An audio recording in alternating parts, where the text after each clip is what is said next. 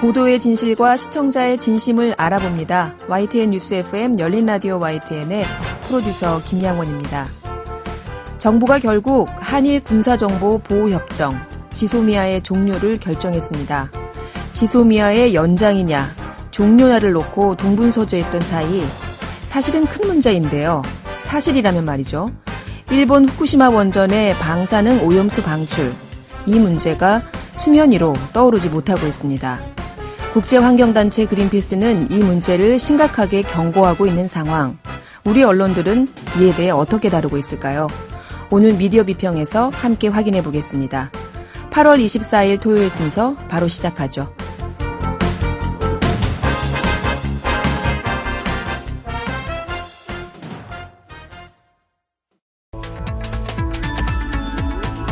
미디어가 전하는 이슈에 대한 다양한 분석과 팩트체크까지 바로 보고 뒤집어 보고 꼭꼭 씹어보기 위한 미디어 비평 프로그램 열린 라디오 YTN.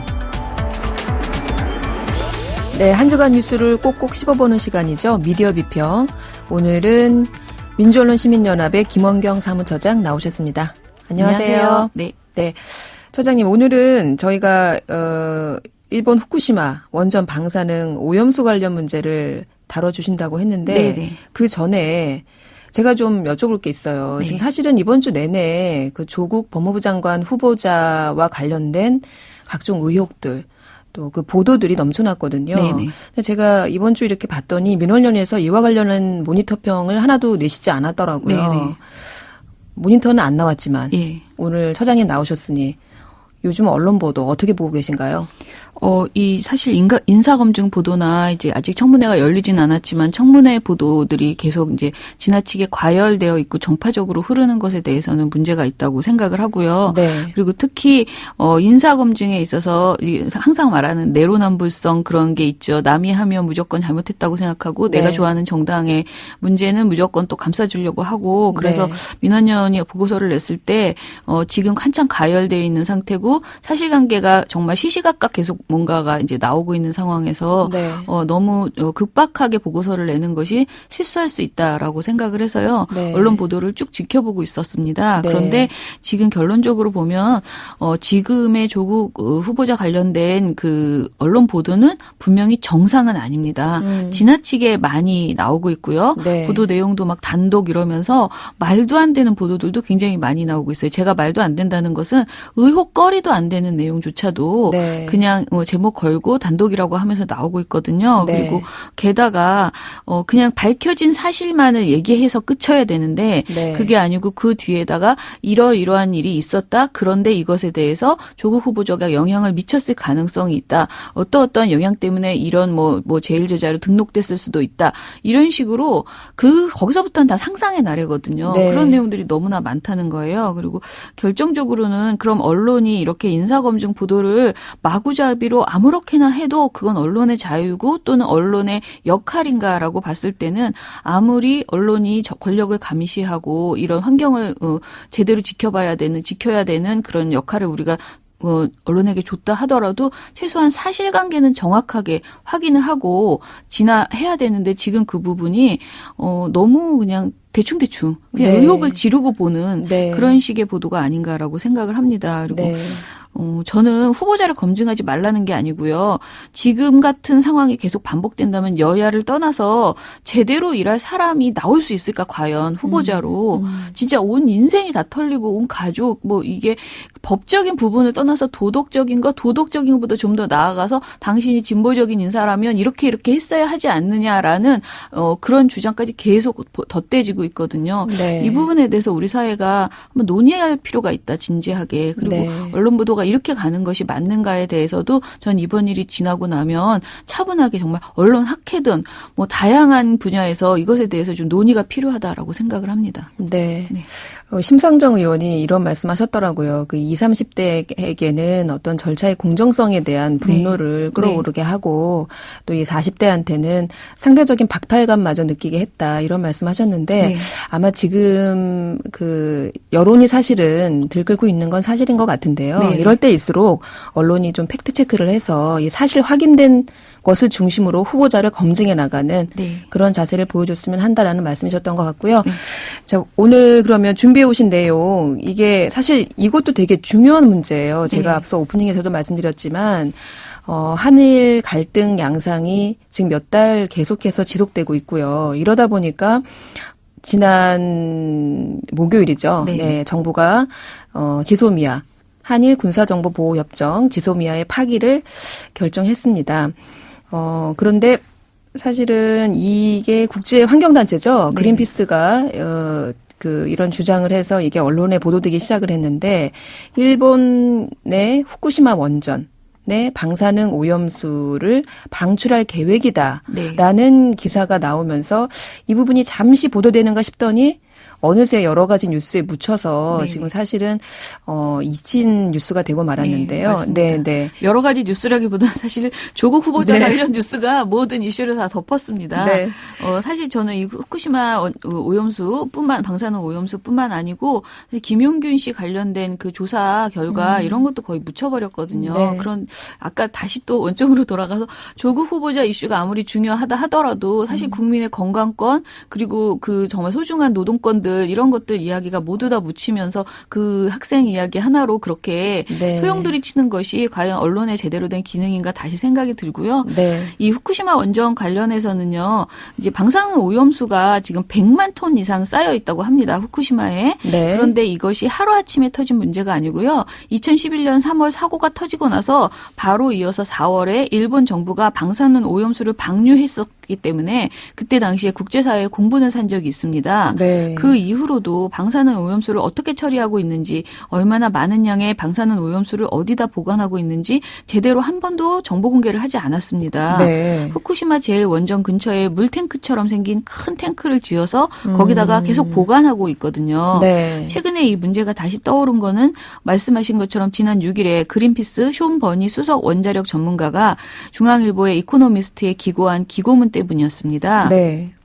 쇼 버니 씨는 이 글에서 아베 내각과 도쿄전력이 후쿠시마 제1원전에 쌓여있는 고준위 방사성 오염수 100만 톤 이상을 태평양에 방류할 계획을 추진하고 있기 때문이다라고 주장을 했습니다. 네. 100만 톤이라면 이게 어마어마한데요. 네. 이 방사능 오염수 이게 그 원자료로 식히고 난 냉각수잖아요. 예, 맞아요. 네. 예. 그러니까 냉각수고 후쿠시마 원전 사고로 원자료 내에 원료봉이 노출된 상태였는데요. 네. 여기서 발생한 열을 반드시 식혀야 했기 때문에 요거를 식히는 그 물이었고요. 이때 도쿄전력이 매일 많은 양의 물을 후쿠시마 원전에 주입을 했습니다. 네. 이때 연료봉과 직접 닿은 냉각수는 고농도의 방사성 물질을 포함한 방사능 오염수가 됩니다. 매일 도쿄전력이 주입하는 냉각수가 70톤, 원자료로 스며드는 지하수가 100톤으로 매일 170톤의 방사능 오염수가 늘어나고 있었던 상황이었습니다. 네. 이렇게 엄청난 양의 오염수가 매일 발생하고 있는데도 또 이거를 계속 그 옆에 아까 저장 그 탱크를 네네. 지어서 보관하고 있었다고 하는데 네. 이건 일본만의 문제가 아니라 인접국들에도 상당한 영향을 주고 태평양이면은 바다잖아요. 이 네. 바다로 흘러가서 생태계에 어떤 영향을 줄지도 모르는데 네. 이걸 일본 정부가 제대로 공개하지 않고 있었다. 이게 좀 놀라운데요. 네. 이 이후에 그린피스의 이 문제 제기 이후에 어떤 보도가 있었나요? 저희가 방송 모니터를 한번 해봤는데요. 지난 7일부터 15일까지 8개 방송사의 저녁 종합뉴스 보도량을 살펴본 결과 네. JTBC가 7건으로 가장 많이 보도를 했습니다. 조금 놀라운 것은 TV조선이 2건을 했는데요. 네. 이제 저희가 TV조선이나 보수 언론들이 이런 원전 관련된 이야기에 대해서 굉장히 조심스럽고 적게 보도하는 편입니다. 그래서 네. 이것에 대해서는 예측 가능한 수치였는데 놀라운 것은 KBS가 TV조선과 같이 2건으로 가장 적게 보도를 했다는 것입니다. 네. 그린피스의 주장으로는 오염수 방류가 논란이 된 7일 KBS와 MBC, YTN을 제외한 SBS, TV조선, 채널A, MBN, JTBC 모든 방송사가 한 건씩 보도를 했습니다. 그린피스라는 국제적인 환경단체에서 실명으로 이렇게 문제 제기를 한 거거든요. 네. 그렇다면 제가 보기에는 공영방송이나 중공영방송인 KBS, MBC, YTN 모두가 가만히 있을 수 없는 내용이었다. 굉장히 적극 적극적으로 취재를 해서 오히려 이 분을 막 직접 찾아가서 인터뷰를 해야 될 그런 상황이었는데 네. 보도량이 너무 적은 것 아니었나라는 네. 생각이 들고요. 우리 정부도 7일 문제 제기를 이제 이런 문제 제기가 있었는데 일주일여가 지난 13일이 되어서야 외교부가 일본의 방사능 오염수 방출 계획에 대해서 대응을 했습니다. 네. 이때가 돼서야 KBS, MBC, YTN이 보도를 하기 시작했어요. 네. 이런 경향은 신문에서도 발견됐는데요. 같은 기간에 5개 일간지, 2개 경제지 지면에 실린 후쿠시마 오염수 관련 보도량을 집계해봤더니 경향신문과 한겨레가 6건으로 가장 많았습니다. 그리고 중앙일보와 서울경제의 경우에는 외교부가 대응을 발표한 바로 다음 날 한 건을 보도하는데 그쳐서 보도량이 가장 적었습니다. 네. 그린피스가 지적한 내용, 네. 이게 구체적으로 어떤 거였나요? 그리고 그 지적한 내용이 최근에 나온 것도 아니고 사실은 지난 1월부터 나왔거든요. 벌써 그러면 한 8, 9개월이 됐는데. 네. 후쿠시마 제1원전 오염수 위기라는 제목의 보고서를 냈었고요. 네. 일본 정부와 도쿄전력의 방사능 오염수 관리 방안이 실효성이 없다고 질책하는 내용이었습니다. 네. 문제 제기가 되게 다양한데요. 애초에 50년 전 도쿄전력이 후쿠시마 제1원전을 건설할 때 비용을 줄이고자 이 건물을 그러니까 그 후쿠시마 원전을 해수면에 가까운 낮은 고도에 지었던 것이 문제다라고 지적을 했고요. 문제네요. 예, 그리고 지금까지 일본 정부가 공언한 오염수 정확 처리 기술은 다 실패하지 않았냐. 그런데 실패했음에도 왜 솔직하게 보고를 하지 않냐. 네. 이런 지적을 했습니다. 그런데 1월 보도까지 모니터한 결과 방송사 저녁종합뉴스에서는 한 건도 이런 내용을 다루지 않았습니다. 그러니까 1월에 보고서가 나왔는데 1월부터 지금까지 방송사에서 한 번도 다루지 않았다는 것이죠. 네. 지면 보도를 보니까 동아일보와 한겨레가 한 건씩 실기는 했었습니다. 요 기간 동안에. 네. 저희는 이걸 위험 저널리즘적 관점에서 보도하는 게 필요하다고 생각을 합니다. 지금 과학기술의 발달로 우리는 어느 때보다도 굉장히 편리한 사회에 살고 있는데요. 네. 그만큼 반대로 지구가 어떤 것이 안전한 것인지 우리가 알지 못하는 부분도 있습니다. 예를 들면은 새로운 질병이 생기거나 새로운 화학 제품 또 우리가 하고 있는 뭐 유전자 조작, 원자력 사용 이런 모든 것들이 안전하다고 말하지만 분명히 위험이 존재하거든요. 네. 근데 그 위험을 정확하게 과학적으로 입증할 수조차 없습니다.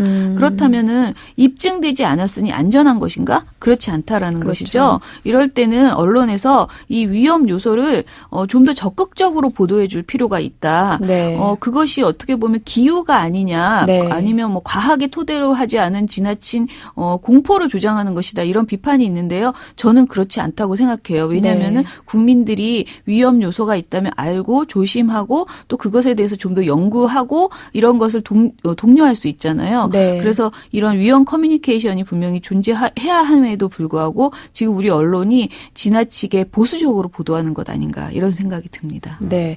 지금 처자님께서 지적해 주신 부분은 이게 어떤 우리의 생명권이나 그 위험성에 대한 경고 이런 부분들이 충분히 탐사되고 보도돼야 된다. 이런 예. 말씀이셨는데 글쎄요. 지금은 그런 부분보다는 이제 한일 갈등의 그냥 연장선에서 일본 관련 뉴스니까 한번 다뤄보자라는 형식에서 그냥 그치지 않았나라는 좀 아쉬움이 있네요. 네. 근데 솔직히 말씀드리면 네. 그런 측면으로 봐서도 보도량이 너무 적잖아요. 그런데 네. 만약에 지금 한일 관계가 이렇게 그러니까 좋지 않았다면은 네. 그렇다면은 더 보도가 안 되지 않았을까. 그래서 그런 아쉬운 아마 올 마음도 초에는 들어요. 보도가 없지 않았을까. 네. 예. 그나마 지금 이 지경이 됐으니까 이게 보도되지 않았을까 이런 생각도 드네요. 예. 네, 우리의 생명권과 관련된 아주 중요한 얘기죠. 이런 부분들 우리 언론들이 좀 글쎄요 추가 취재를 통해서 좀 보도되었으면 하는 지적해 주셨습니다. 오늘 말씀 여기까지 들을게요. 감사합니다. 네, 지금까지 민주언론시민연합의 김원경 사무처장이었습니다. 열린 라디오 YTN에서는 시청자 여러분의 목소리를 듣습니다. YTN 뉴스 FM에 대한 다양한 의견과 애정어린 비판을 직접 달려가서 들어보는 열린 마이크. 참여 신청과 의견은 유료 문자 샵 0945, 우물정 0945나 YTN 라디오 프로그램 열린 라디오 YTN 게시판을 통해 남겨주세요.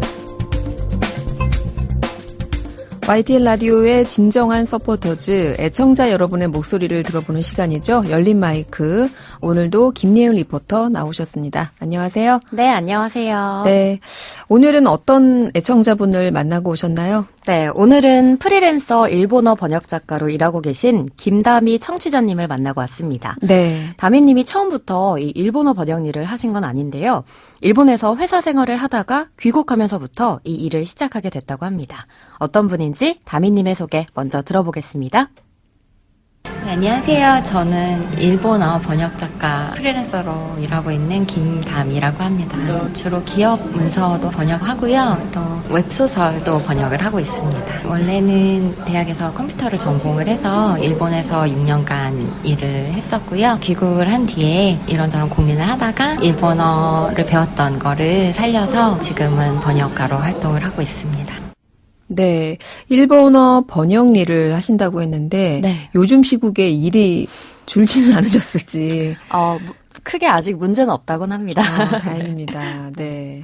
네, 원래는 이렇게 다미님이 대학에서 컴퓨터를 전공을 하셨는데 당시에 졸업할 때 일본의 IT 기업으로 가서 일을 하는 게 붐이었다고 해요. 맞아요. 네, 그래서 그때 엔지니어로 한 6년간 일을 하시고 돌아오셔서 네. 이렇게 새로운 일을 하시게 되신 건데요. 어떻게 일본으로 가게 된 건지 이어서 다미님의 얘기 들어보겠습니다. 당시에는 컴퓨터 엔지니어들이 일본에서 일하는 게 붐이기도 했고 한국의 IT 기업의 근무 환경이 열악하다는 그런 인식이 있어서 가서 일을 하게 됐습니다. 그런데 정작 가서 일을 해보니까 똑같이 철야도 하고 막차도 타고 가고 그렇게 일을 하더라고요. 한국보다 조금 조건이 낫다는 생각을 하고 이제 네. 일본으로 가셨었는데 막상 가보니 똑같이 힘들더라. 맞습니다. 이런 말씀 하시네요. 이런 다미님이 저희 YTN 라디오도 즐겨 듣고 계셨습니다. 어떤 계기로 듣게 되셨는지 이어서 들어보겠습니다.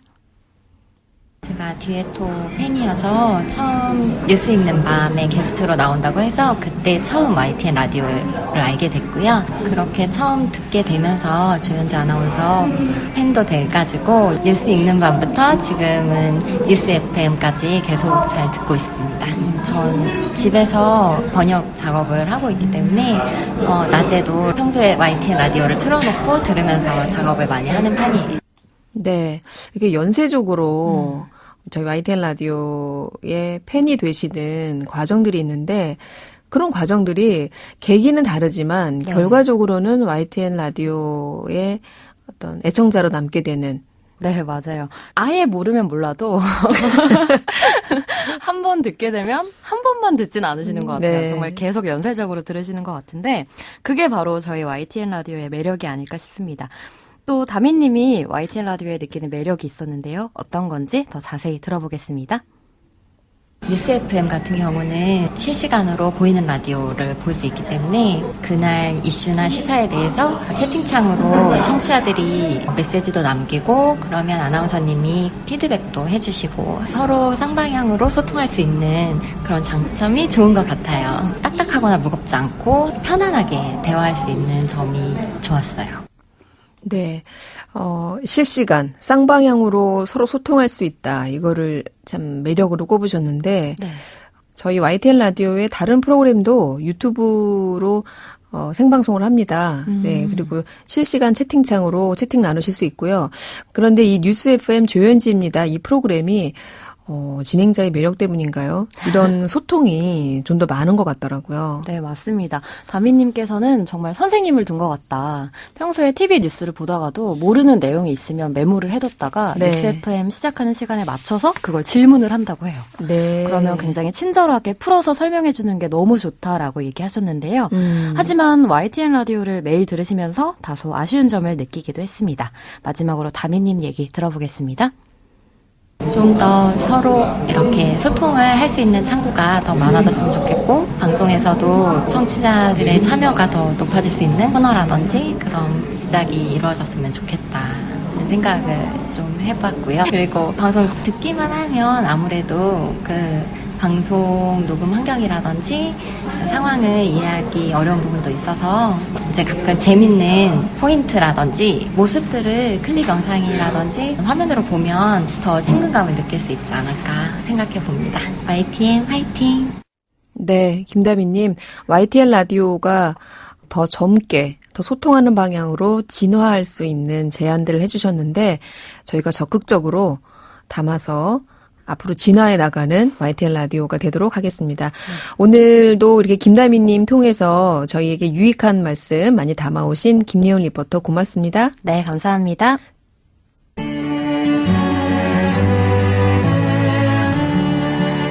더불어 사는 세상, 함께 살아가기 위한 공동체의 가치와 나눔의 의미를 생각해봅니다. 열린 라디오 YTN. 저희 프로그램에서 연속으로 마련 중인 시간이죠. 자살공화국이라는 우리 사회 현실을 짚어보고 생명의 소중함을 되새겨보는 시간입니다. 한강 다리에는 조금 특별한 전화기가 있다고 해요. 삶에 치여 마지막이라고 생각하며 다리를 걷던 수많은 사람들이 그들의 이야기를 들어주기 위해 마련된 SOS 생명의 전화라고 하는데요.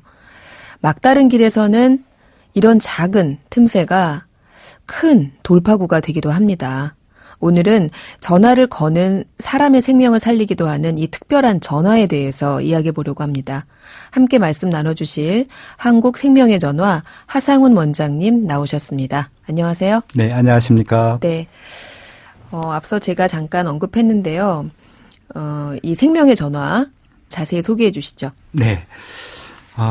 원래 SOS 생명의 전화는 네. 2011년부터 이렇게 시작을 했습니다. 네. 그리고 원래 생명의 전화 네. 1588-9191 이 전화번호를 가지고 있는 네. 생명의 전화는 네. 한국 최초의 전화 상담으로 좀 시작을 했습니다. 네. 1976년 시작해서 올해가 43년째가 이렇게 됐고요. 네. 24시간 365일. 네.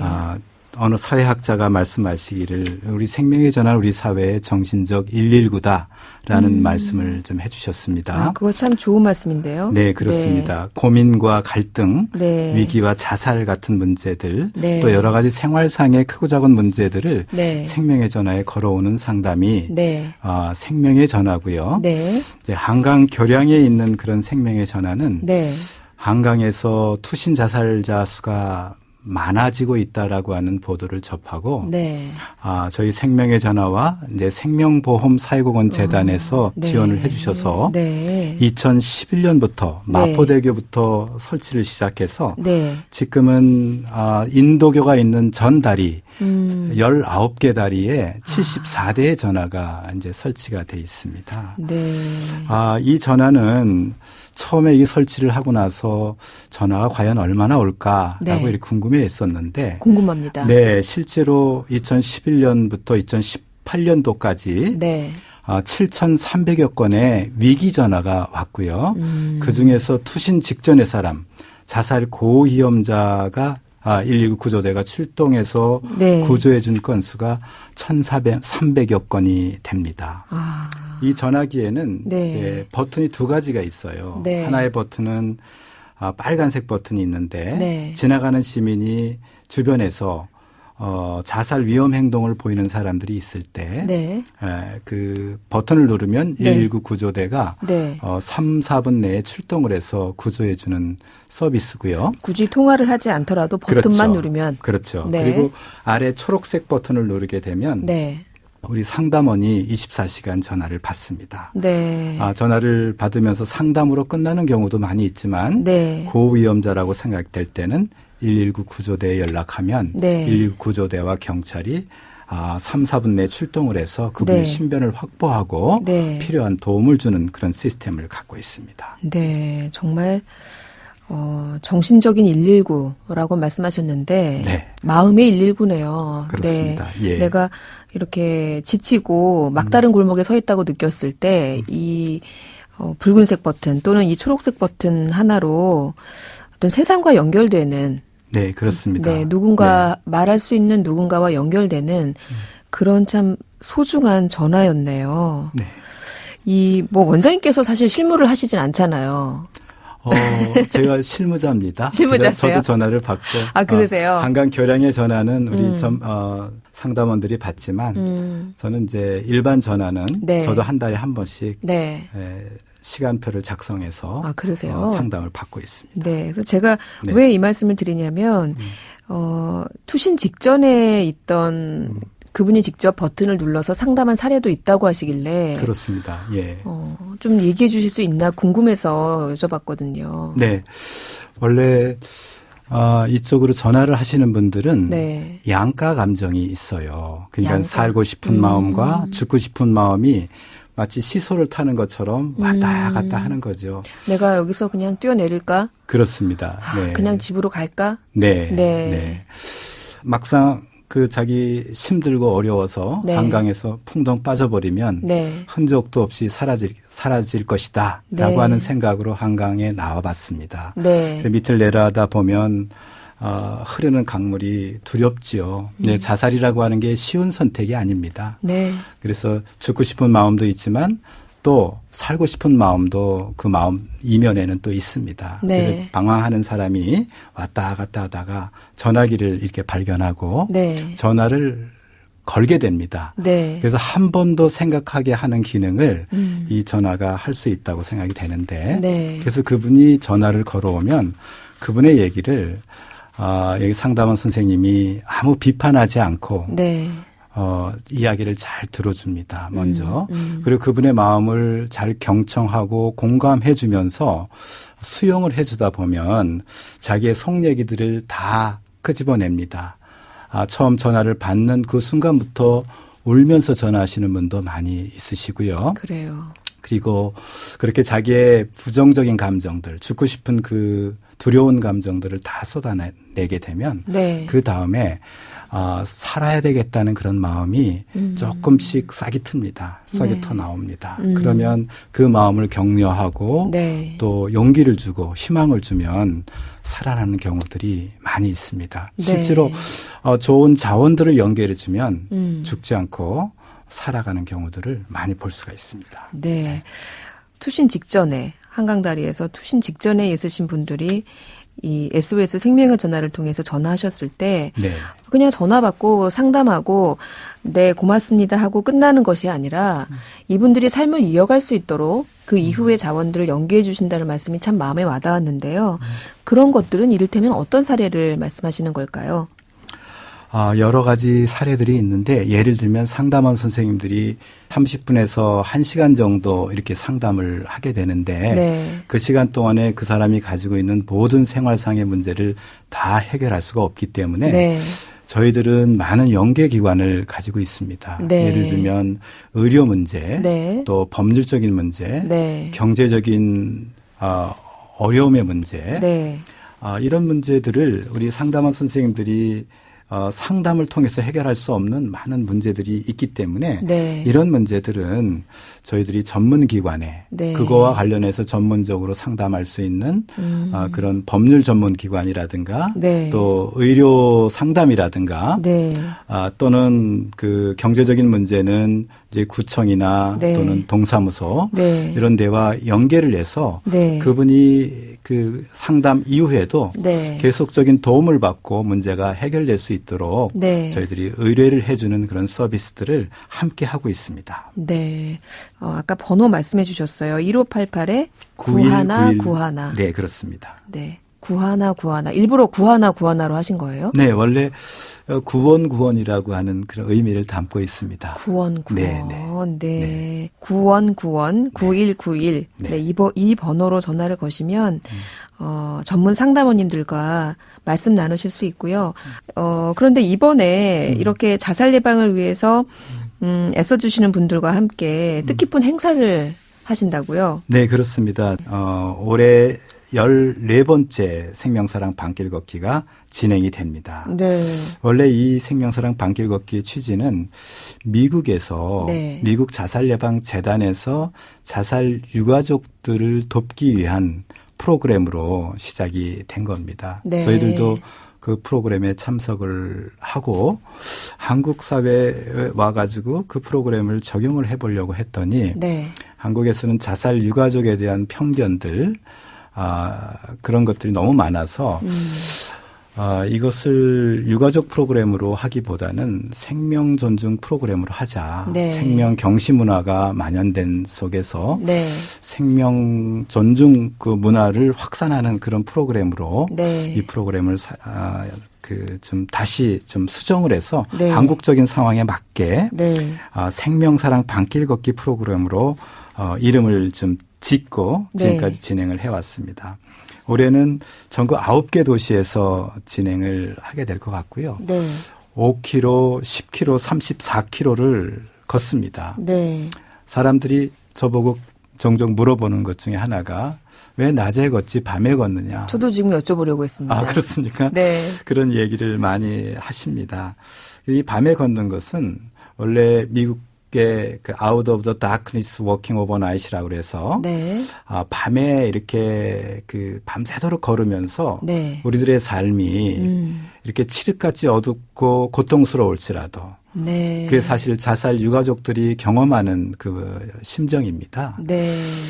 그렇지만 우리가 포기하지 않고 또 좌절하거나 절망하지 않고 우리가 함께 걷다 보면 네. 아침에 해가 뜨듯이 네. 또 새로운 새날을 우리가 맞게 된다라고 네. 하는 그런 의미를 담고 있습니다. 그래서 네. 우리도 모두 다 밤새도록 걷기는 어려우니까 5km 또 10km, 네. 34km. 이 34km는 우리나라가 하루에 34명이 자살합니다. 그래서 이 34명 자살을 우리가 막아보자라고 해서 34km를 이렇게 걷게 됩니다. 네. 각각 자기의 능력에 맞게 선택을 해서 네.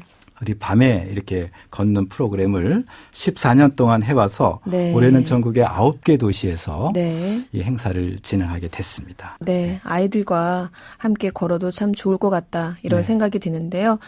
이번 행사 생명사랑 밤길 걷기 네. 행사 잘 치르시고요. 감사합니다. 또 예. 늘상 하시는 일이지만 생명의 전화에 네. 걸려오는 전화 한 통 한 통을 위해서도 앞으로도 계속 애써주시길 기대하겠습니다. 고맙습니다. 네, 감사합니다. 네, 감사합니다. 네, 지금까지 한국생명의 전화 하상훈 원장이었습니다. 열린 라디오 YTN 8월 24일 토요일 순서는 이제 마칠 시간입니다. 저희 프로그램은 YTN 라디오 홈페이지와 YTN 라디오 애플리케이션 예스를 통해서 다시 듣게 하실 수 있습니다. 오늘 끝곡으로 데뷔분의 You Light Up My Life 준비했고요. 저는 일요일인 내일 저녁 8시 20분에 다시 돌아오겠습니다. 지금까지 김양원이었습니다. 고맙습니다.